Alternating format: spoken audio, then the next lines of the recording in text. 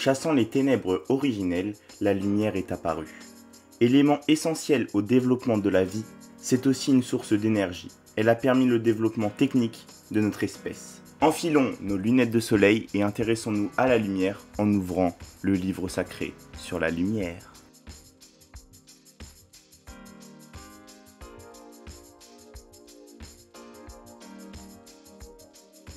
Et salut à tous mes petits orques, c'est Dragor. On se retrouve aujourd'hui pour un nouvel élément, le livre sur la lumière. On va donc parler de la représentation de la lumière dans les animés et mangas à travers 10 personnages qui manipulent cet élément. Cette vidéo est une vidéo 100% subjective. Les personnages choisis dépendent seulement de mes préférences à moi, donc pas d'embrouille dans les commentaires s'il vous plaît. Avant de commencer, je vous invite à me suivre sur mes réseaux qui sont dans la description et en commentaire épinglés. Maintenant que j'ai précisé tout cela, nous allons pouvoir commencer notre lecture du livre sacré sur la lumière. Pour commencer ce top, donc à la 10e position, Azazel. Azazel est un des personnages emblématiques de l'anime High School DxD. C'est un ange déchu avec un énorme charisme. Il se distingue par sa personnalité enjouée, mais aussi par son sens aigu de la justice et sa volonté de protéger ses proches. En ce qui concerne ses capacités liées à la lumière, Azazel possède une maîtrise exceptionnelle des pouvoirs de la lumière. Il est capable de produire et de manipuler des énergies lumineuses puissantes, les utilisant tant pour l'attaque que pour la défense. Son contrôle précis de la lumière lui permet de créer des barrières protectrices, solides et des projectiles éblouissants. Azazel peut également se servir de la lumière pour guider et aveugler ses adversaires, ce qui peut lui permettre de prendre l'avantage lors des combats. Pour la 9e place, je vous propose Pegasus Koga des Chevaliers du Zodiaque. Koga, le protagoniste de Senseiya Omega, se démarque par sa détermination inébranlable et son courage légendaire en tant que chevalier de bronze du Pégase. Sa personnalité impulsive et passionnée fait de lui un défenseur acharné de la justice. En ce qui concerne ses capacités lumineuses, Koga possède une affinité spéciale avec l'énergie cosmique, lui permettant de canaliser la lumière pour ses attaques. Grâce à sa connexion avec la lumière, Koga peut également créer des illusions éblouissantes pour désorienter et tromper ses adversaires. Son agilité exceptionnelle lui permet d'éviter habilement les attaques ennemies en se déplaçant avec la vitesse de la lumière. Pour la 8e position, Angemon de Digimon. Vu que je ne vous ai pas mis de Pokémon, je me suis dit qu'il fallait au moins mettre un Digimon quand même.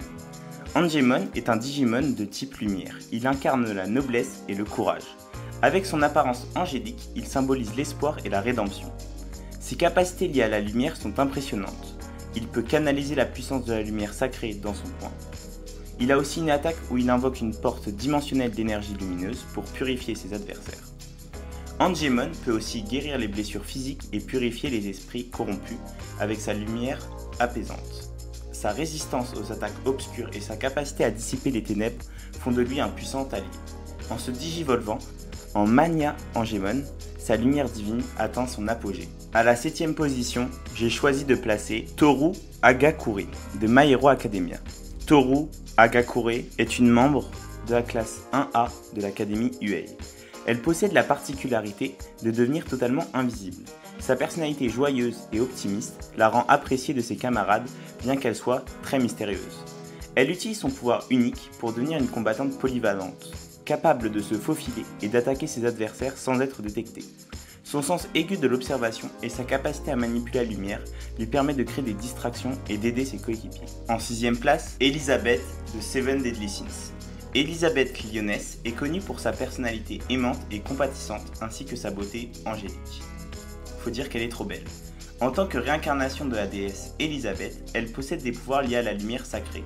Elle peut manipuler et émettre une lumière pure, symbolisant la bonté et l'espoir. Ses capacités contiennent l'aveuglement de ses ennemis, la création de barrières protectrices lumineuses et la guérison des blessures avec sa lumière curative. Elizabeth peut également accorder des bénédictions lumineuses à ses alliés pour renforcer leur puissance. En 5e place, donc à la moitié de ce top, Masaomi Eike de Codebreaker. Masaomi est également connu sous le nom de Code numéro 4. Derrière son apparence calme et réservée se cache un esprit vif et calculateur. Ce jeune homme mystérieux possède des capacités exceptionnelles en rapport avec l'élément que nous avons choisi aujourd'hui, la lumière. Il peut manipuler et contrôler la lumière à sa guise, permettant par exemple des illusions éblouissantes pour désorienter ses ennemis. Grâce à sa maîtrise de la lumière, il est capable de se camoufler dans l'obscurité et de se déplacer avec une vitesse déconcertante. Masaomi peut également contenir la lumière en un faisceau puissant. La lumière devient alors une arme redoutable. Son utilisation créative de la lumière lui confère un avantage tactique sur ses adversaires.